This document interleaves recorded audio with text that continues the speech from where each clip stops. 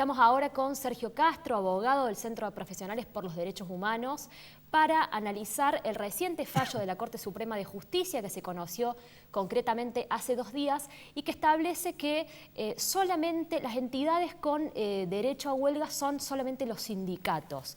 ¿Qué tal, Sergio? ¿Cómo estás? Hola, buenas noches, Pablo. Bueno, vos en tu rol de abogado has patrocinado muchas causas y actualmente también sos abogado de distintos trabajadores aquí en Córdoba y de alguna manera, bueno, has venido al programa muchas veces a comentar estos casos y de alguna manera el denominador común de los casos tiene que ver con trabajadores que en la defensa de sus derechos, en la defensa de sus puestos de trabajo, son atacados por la patronal y también son dejados en banda de alguna manera, ¿no?, por los sindicatos. Y justamente ahora este fallo de la Corte Suprema establece que solo los sindicatos son los que legítimamente tienen el derecho a huelga. ¿Nos podés comentar un poco a partir de qué caso concreto se origina este fallo de la Corte? Bueno, el fallo concreto es de Orellano contra Correo Argentino. Es un conflicto en la planta de Monte Grande, donde está la planta distribuidora, un reclamo salarial, medidas de fuerza, adoptada por la Asamblea de Trabajadores, despido. De Correo Argentino, ¿no? Correo Argentino, sí. Hoy Correo Oficial. Despido, pedido de reinstalación producto de un despido discriminatorio, determinando que la causa es la práctica sindical del trabajador, que no solamente Orellano, hay varios. O sea, Orellano es uno de los casos, pero hay varios casos de despidos en el Correo por este suceso. Es decir, despidos claramente persecutorios y antisindicales. Con un contenido persecutorio, antisindical y con un contenido de alta discriminación por la práctica que tenían los trabajadores. Fallo de primera instancia ordena reinstalar, la Cámara ratifica la reinstalación y el Correo Argentino, o sea, la patronal, va en recurso extraordinario a la Corte, es rechazado el extraordinario por la Cámara y va en queja. Y la Corte abre la queja con una pequeña maniobra, porque en realidad no entra a discutir la discriminación propia del acto del despido, sino que dice vamos a discutir, o sea, pone la agenda de lo que quiere discutir la Corte, vamos a discutir la titularidad del derecho a huelga. Determina ahí la titularidad en cabeza de los sindicatos.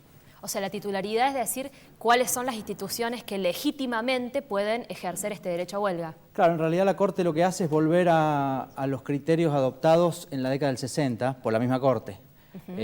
Tomando argumentos de la Constituyente del 55 y de la fusiladora, la Corte en ese entonces establecía que para determinar el despido justificado o no, había que determinar la legalidad o no de la medida por la cual se adoptaba la represalia del despido. O sea, había que ver si la huelga era determinada de manera legal o ilegal.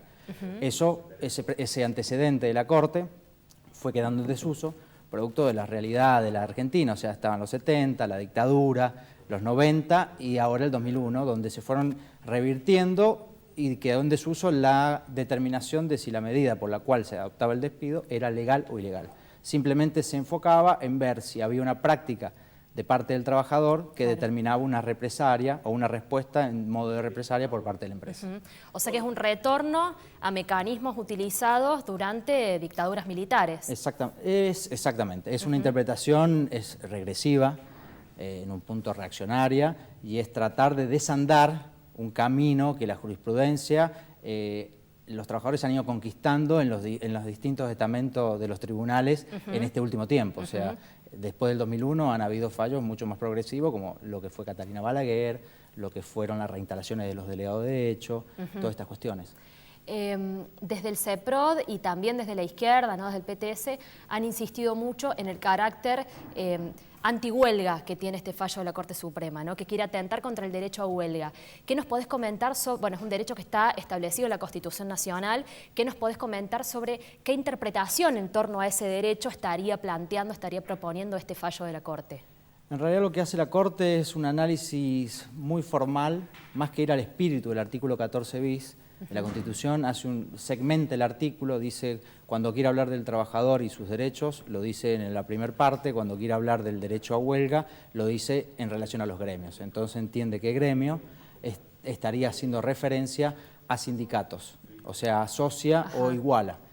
Si bien el gremio es un antecedente de la palabra, del vocablo de sindicato, es más amplio que el sindicato. Es el conjunto de trabajadores o es el conjunto de profesionales también, porque los gremios también son para los profesionales, no solamente para los trabajadores, es más amplio. No tiene que ver con la relación de producción, sino tiene que ver con la actividad propiamente dicha.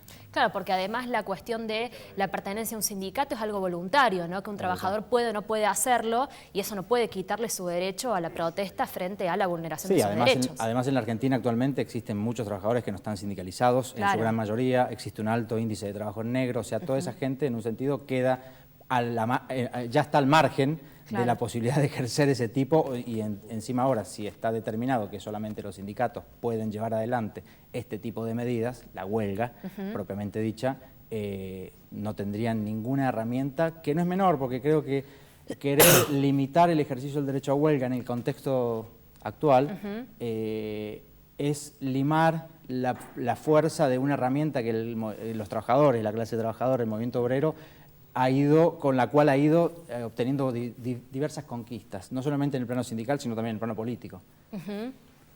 Te referías justamente vos hace un rato a conquistas que también hasta en el terreno legal, si bien lógicamente siempre esas conquistas son parciales, son limitadas, que han obtenido los trabajadores en estos años en la Argentina, justamente como vos decías, a raíz de importantes luchas de los sectores combativos y antiburocráticos del movimiento obrero, bueno, lo que los medios y muchos analistas han llamado el sindicalismo de base, ¿no?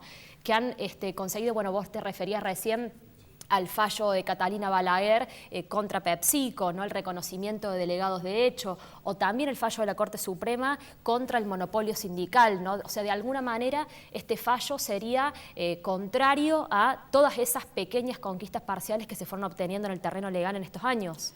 En el plano legal creo que yo lo relativizaría en el sentido que todavía hay que ver cómo se implementa, porque hay que ver qué criterio adoptan los jueces inferiores. Si bien la Corte establece un criterio general, los jueces de primera instancia, las cámaras, pueden empezar a interpretar también otra cosa diferente a lo de la Corte o buscarle otro argumento. Va a estar también en nosotros ver qué argumentos buscamos. Creo que tiene un alto contenido político. O sea, creo que la Corte ha venido a jugar un rol en este momento donde el gobierno quiere avanzar con un plan de ajuste, descargarlo sobre la clase trabajadora, como los tarifazos, las paritarias a la baja, los impuestos al salario. Un movimiento obrero con una dirección totalmente cooptada por el gobierno, donde hace un intento, un gesto de querer frenar el ajuste con la movilización del 29 y después con un cambio de fondos por obras sociales inmoviliza todo. Entonces, y como existen sectores, como bien decías, del sindicalismo de base o ligados a la izquierda, internas, algunos sindicatos, que son menos, pero internas delegados, trata de limitar el juego de esos activistas, digamos, y de esos sectores. Y es un gran regalo, ¿no?, a las conducciones sindicales, ¿no? O sea, en un momento en el cual, justamente como vos marcás, las conducciones sindicales están en tregua con el gobierno, garantizándole la paz social en el momento del ajuste, es un gran regalo, una gran concesión también, estableciendo que son las únicas que pueden hacer huelga. Es un regalo a las centrales sindicales.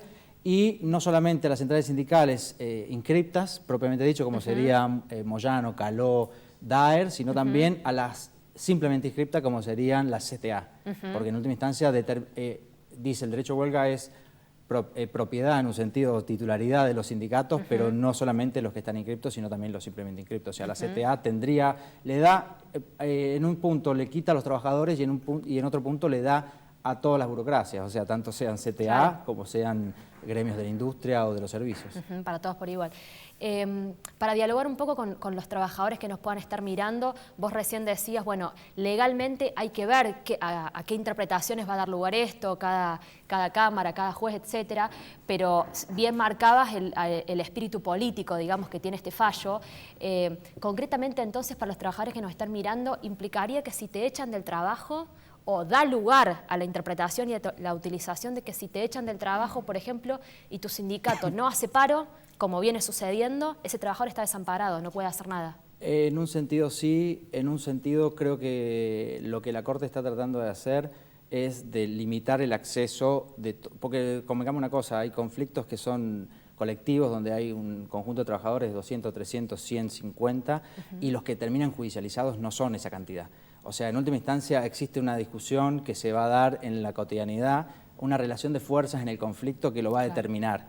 Eso va a determinar si el conflicto va a triunfar o va a perder. Después pueden quedar algunos resabios si el conflicto es derrotado, en el sentido que no se logran las conquistas por las que se pelea, queda gente despedida y algunos van a tener que ir a la justicia y ahí va a haber que ver lo que dice la Corte, hay que analizar si ese despido es en el marco de una medida adoptada de manera legal o no. Hay una discusión que es amplia porque no dice si las comisiones internas pueden llevar adelante medidas dentro de la fábrica, porque habla del derecho a huelga en general, pero el derecho a huelga también incluye asambleas informativas, asambleas permanentes. Inclusive Bueno, este fallo, este caso, digo, por el cual la Corte Suprema emite este fallo, si no me equivoco, no estaban de medida de fuerza, sino haciendo reuniones, asambleas en el lugar de trabajo, exactamente, ¿no? Claro. Exactamente. Entonces, todas esas parcialidades me parece que va a haber que irlas evaluando a medida de casos concretos. Por ejemplo, nosotros tenemos hoy por hoy los casos de los trabajadores de Valeo, donde en concreto estamos pidiendo la reinstalación por un despido discriminatorio y antisindical, pero el despido no se dio en el marco de ninguna huelga propiamente dicha. Fue el avance de la patronal diciendo que tenía crisis y que debía despedir porque no tenía trabajo. Claro. Después, el avance de la patronal es el argumento formal, pero el contenido es que fue la respuesta a un conflicto obrero de principios del 2014, donde el conjunto de los trabajadores, en este caso con el aval de la UOM, le impone a la patronal la reinstalación, la reincorporación de trabajadores y una pauta salarial mayor a lo que firmó la UOM. Entonces hay que ver caso por caso. Yo creo que los que terminan judicializados no son la mayoría de las situaciones. Después estará en los abogados que estamos de este lado en pensar cuáles van a ser las formas en que vamos a buscar viabilizar estos reclamos. No, a mí, por ejemplo, cuando leí el fallo de Orellano no me llamaba la atención porque Hayton y Lorenzetti son la minoría en el fallo más progresivo que dio la Corte, que es la reinstalación del delegado de hecho por discriminación, que es Álvarez contra Cencosud. En ese fallo, la Corte se expide sobre la reparación de la discriminación, es volver las cosas a su estado anterior, o sea, reinstalar al trabajador en su puesto de trabajo. Claro. Ellos son la minoría diciendo que no se puede reinstalar, sino que hay que indemnizar agravadamente. O sea que, viendo cómo quedó compuesta la Corte después de la desintegración, era muy probable, o abiertamente probable, que el contenido del fallo fuera bastante reaccionario o desandar todo lo que se había logrado conquistar. Y de ya, ¿no?, que un gran regalo no solo a las conducciones sindicales, sino sobre todo también al gobierno de Macri, ¿no? Es un regalo para ambos, sí. Claro, político. Bueno, muchas gracias, Sergio, por el análisis. Gracias a vos.